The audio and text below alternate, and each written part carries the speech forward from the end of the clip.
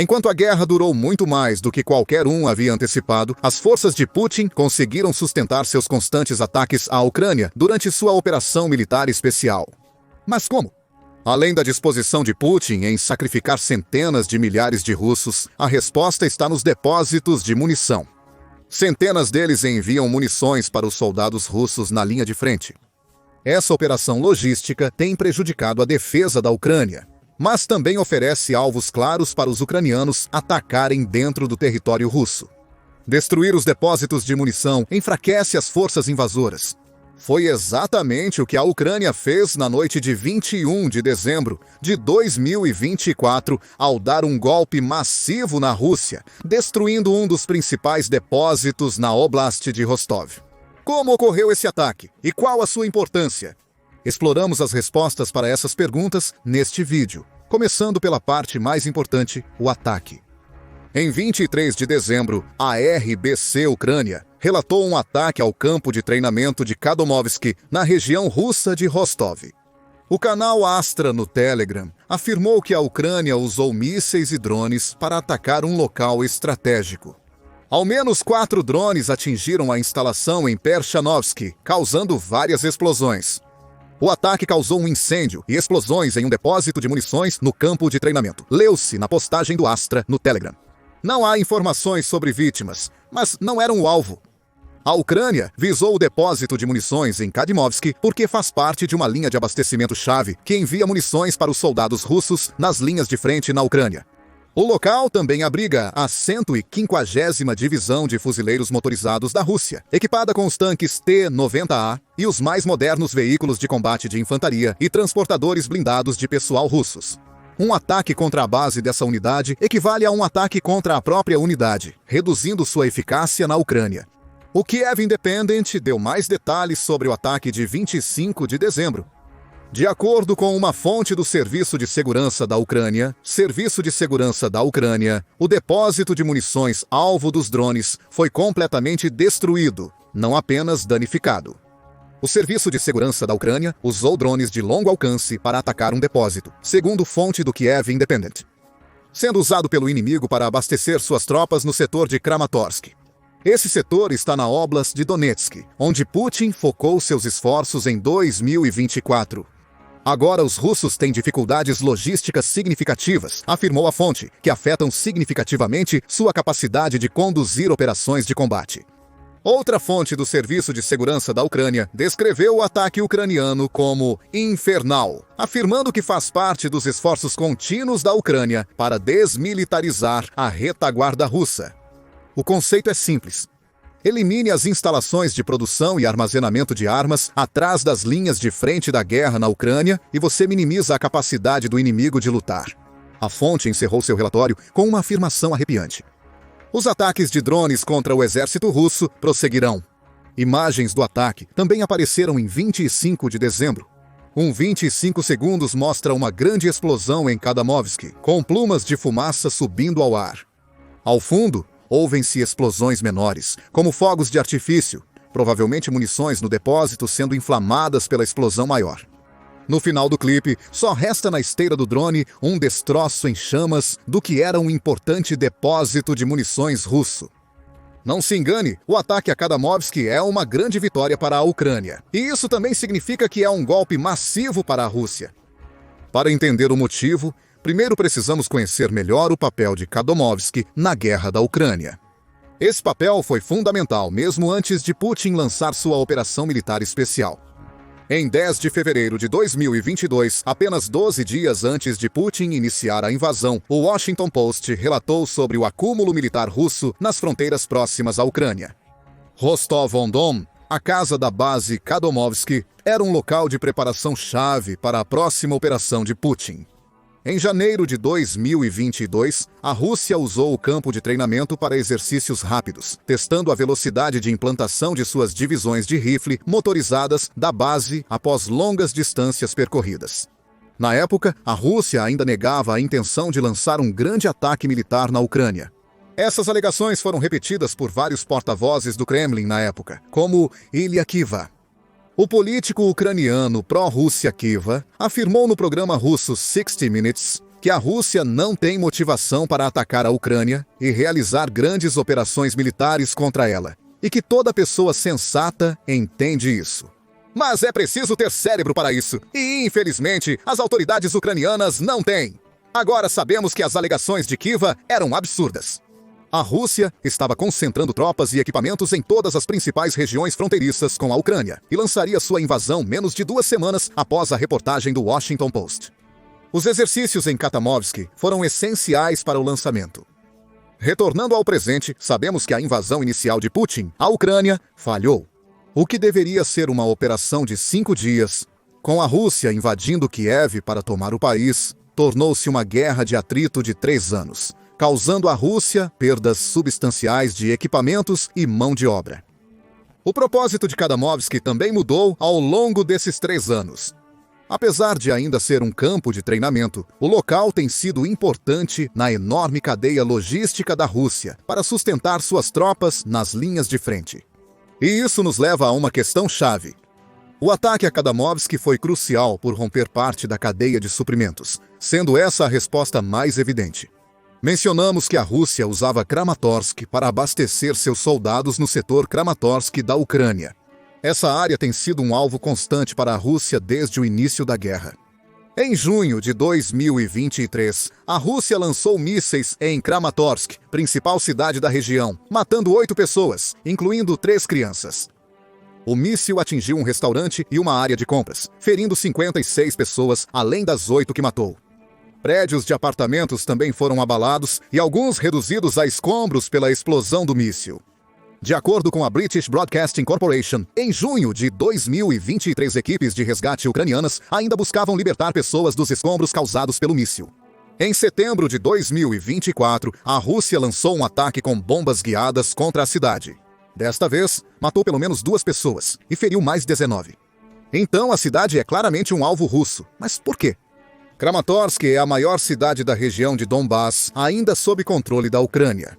Abriga cerca de 150 mil pessoas e serve a um duplo propósito para a Ucrânia. A cidade serve como centro logístico para o exército ucraniano, permitindo a redistribuição de tropas para a linha de frente no Donbás, além de abrigar refugiados temporariamente. Em entrevista ao Moscow Times, em outubro de 2024, o pastor ucraniano Evgeny Bakhmutsy explicou que a cidade havia sido um refúgio para os deslocados de outras áreas do Donbás. Nós recebemos principalmente refugiados de Chazivyar, Drushkivka e Konstantinivka, disse o pastor. Porém, a pressão começou a subir na cidade com a chegada do fim de 2024. A estratégia russa de utilizar repetidamente suas bombas planadoras devastadoras começava a fazer efeito. Durante a entrevista do Moscow Times com Bakhmutsy, 2 explosões ocorreram com segundos de intervalo. São bombas planadoras, explicou Bakhmutsy, quase indiferente às explosões. Isso nos traz de volta a Khatamovsk. É provável que a base que a Ucrânia atacou recentemente com drones tenha hospedado ou facilitado o transporte das bombas planadoras russas que devastaram Kramatorsk. Não subestime o poder destrutivo dessas bombas. Feitas com 1.100, essas bombas são rudimentares, mas eficazes. A Rússia está instalando kits de deslizamento em bombas antigas, permitindo que sejam lançadas com segurança atrás das linhas de frente. As bombas deslizam em direção ao alvo usando suas novas asas, sendo a simplicidade sua principal vantagem. Ao contrário dos mísseis de cruzeiro e balísticos, eles não têm sistemas de direcionamento complexos que podem ser bloqueados, e a Rússia não está preocupada em atingir alvos específicos. Eles apenas desejam que as bombas caiam e explodam, destruindo tudo o que estiver em seus raios de explosão. As bombas planadoras têm sido cruciais para a Rússia pressionar cidades como Kramatorsk, enquanto busca avançar e conquistar mais território no Donbás. O ataque da Ucrânia a Khatamovsk é um grande alívio de pressão. Resta ver se o ataque reduzirá os assaltos com bombas planadoras em Kramatorsk. Porém, definitivamente, quebrou uma parte-chave da cadeia que abastece as tropas russas nas linhas de frente perto da cidade. Com menos munição, as forças russas não poderão manter a pressão constante que exercem perto de Kramatorsk, potencialmente permitindo que a Ucrânia mantenha o controle da cidade por pelo menos mais alguns meses. Esse controle permite que a Ucrânia mantenha um local estratégico para alocar suas tropas. possibilitando uma defesa adequada e até mesmo pressionar as forças russas desgastadas no Donbas. Romper parte da cadeia de suprimentos russa para aliviar a pressão no Donbas é uma grande vitória ucraniana. Mas há outras razões pelas quais o ataque a Khadomovsk realmente atinge a Rússia onde dói. A 150ª Divisão de Fuzileiros Motorizados é um exemplo disso. Essa divisão, baseada perto de Khadomovsk, utiliza alguns dos melhores tanques e veículos blindados que a Rússia é capaz de implantar na guerra. A divisão foi fundamental para algumas vitórias russas em 2024. No verão de 2024, ela participou de uma campanha para capturar o leste de Chasiv-Yar. Até 4 de julho, a parte leste daquela cidade estava sob controle russo, com o 150º forçando as forças ucranianas a se retirarem da região e se reforçarem em outro local. A unidade tem sido tão eficaz que Putin assinou uma ordem executiva para conceder ao 150º a designação honorária de fazer parte da Ordem Yadritsa Berlim. O comunicado de imprensa russo afirmou que a designação foi concedida por heroísmo em massa, bravura, coragem e fortaleza demonstrados pelo pessoal da divisão durante operações de combate na defesa da pátria e dos interesses do Estado em conflitos armados. Em suma, a 150ª Divisão de Fuzileiros Motorizados é perigosa e eficaz. É menos agora que a Ucrânia causou tanto dano à sua base principal. Com a destruição do depósito de munições de Khadomovsk, é provável que a 150ª tenha perdido acesso a projéteis e outras munições vitais para operar seus tanques T-90A.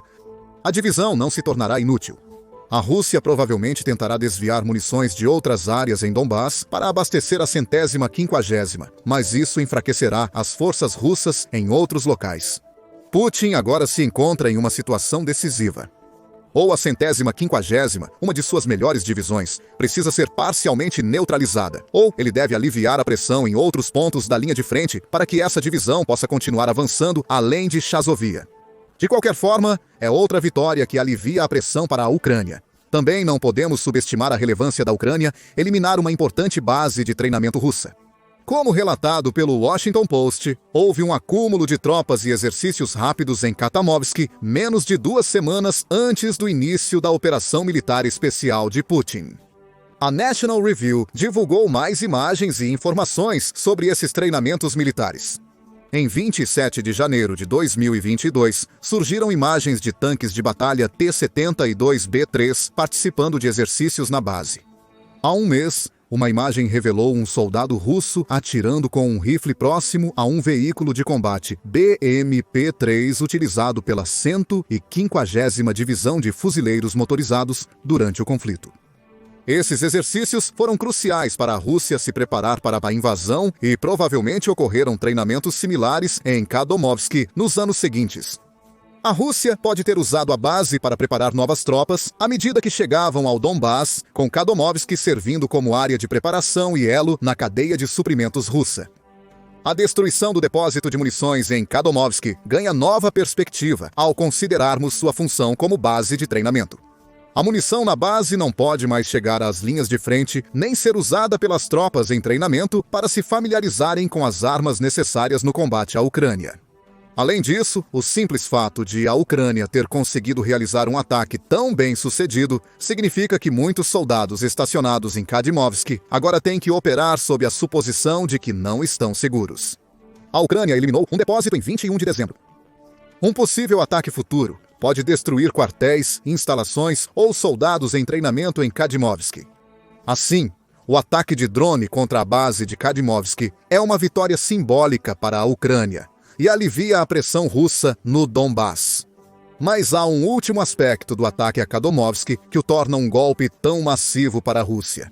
Foi parte de um grande ataque na região de Rostov no final de 2024. De acordo com a Newsweek, Khadomovsk liderou um ataque combinado a Rostov durante as 2 semanas a partir de 16 de dezembro de 2024. O ataque combinado da Ucrânia lançou no mínimo 13 mísseis e 84 drones. O ataque a Khadomovsk foi severo o bastante para quase danificar a usina de energia do distrito estadual de Novichokassk, nas proximidades. Novichokazk não foi o único alvo da infraestrutura energética de Rostov nos ataques combinados da Ucrânia. Apenas 2 dias antes do ataque de 21 de dezembro, a Kadimovsk, o Serviço de Segurança da Ucrânia lançou um ataque semelhante à refinaria de petróleo Novochakhtinsk de Rostov. Autoridades russas e canais no Telegram relataram ataques na instalação, observando um incêndio, provavelmente causado por drones kamikaze de longo alcance. Novochakhtinsk foi alvo por ser a única refinaria de petróleo em operação em Rostov, segundo o Estado-Maior ucraniano. A instalação está a 6 milhas da fronteira com a Ucrânia e cerca de 120 milhas das linhas de frente no Donbas. Mais uma vez, a Ucrânia ataca uma parte fundamental da logística russa. A refinaria de petróleo de Novochakhtinsk produz cerca de 7,5 milhões de toneladas de produtos de petróleo por ano, com especialização na produção de combustível. É fácil deduzir que boa parte do combustível produzido pela planta tem abastecido os tanques e veículos blindados russos no Donbas. Remover mesmo uma parte desse enorme combustível alcançará o mesmo que dizimar a munição em Kadimovsk. Isso reduz a pressão sobre as tropas ucranianas que bravamente defendem o Donbas. Temos mais detalhes sobre como o ataque a Novochakhtinsk foi realizado do que temos para o ataque a Kadimovsk. Segundo o Kiev Independent, o Serviço de Segurança da Ucrânia enviou drones kamikazes à instalação, que atuaram mais como iscas do que reais ameaças de ataque. Enquanto os drones distraíam as defesas aéreas russas, o Serviço de Segurança da Ucrânia aproveitou para lançar mísseis ucranianos na refinaria de petróleo. Os mísseis atingiram o alvo, provocando um grande incêndio e danos consideráveis à refinaria. A Rússia afirmou ter controlado o fogo às 6h45 da manhã seguinte ao ataque. No entanto, causar um enorme incêndio indica que a Ucrânia conseguiu queimar uma quantidade significativa das reservas de petróleo da instalação. Isso equivale a menos combustível e munições sendo enviados para as linhas de frente no Donbas, o que significa que as divisões motorizadas da Rússia serão muito menos eficazes no futuro imediato. Os ataques a Rostov continuaram. Em 23 de dezembro, a Ucrânia voltou sua atenção para a base aérea de Milirovo, na Oblast de Rostov. Os drones foram novamente a arma escolhida, com a Forbes relatando que a Ucrânia lançou um forte ataque do que seriam drones kamikaze na base. As defesas aéreas russas abriram fogo, iluminando o céu noturno, mas não tiveram sucesso completo. Explosões dizimaram a base, visando provavelmente o punhado de caças russos Su-25, que ainda a usavam para realizar ataques. É possível que esses jatos tenham lançado bombas planadoras no Donbas, mas isso não está confirmado. A Rússia já estava se retirando desta base aérea. Em 2023, dezenas de caças Su-20 e 5 Su-30 estavam estacionados em Milorovo. Poucos dos anteriores restaram quando a Ucrânia atacou em 23 de dezembro, mas isso é irrelevante. Os Su-20 e 5 que conseguiu destruir ainda aumentaram o custo da guerra na Ucrânia para a Rússia, além de criar medo ao demonstrar que qualquer aeronave dentro do alcance dos drones e mísseis da Ucrânia poderia ser alvo. Novamente, é sobre aliviar a pressão no Donbas. O ataque a Milirovo alerta a Rússia de que a Ucrânia pode e irá atingir aeronaves posicionadas a poucas centenas de milhas das frentes de batalha na região. Claro, a Rússia tentou minimizar este ataque. O governador interino de Milirovo, Yuri Slyasar, afirma que a Rússia destruiu 8 dos drones ucranianos, com outros 4 sendo interceptados por guerra eletrônica. O governador também foi rápido em apontar que ninguém ficou ferido nos ataques, apesar de vídeos terem sido postados nas redes sociais mostrando grandes explosões na base aérea de sua cidade. Ferir pessoas não era o objetivo. O objetivo era eliminar os ativos aéreos russos, e parece que a Ucrânia teve sucesso. E tem mais. Em 26 de dezembro, a Ucrânia atacou Rostov novamente. Desta vez, atacou uma fábrica em Kamensk-Shakhtinsk, usada pela Rússia para fabricar propelente sólido para muitos de seus mísseis balísticos. Estes são os mesmos tipos de mísseis que a Rússia tem usado durante a operação militar especial de Putin para atacar usinas de energia, hospitais e infraestrutura civil similar.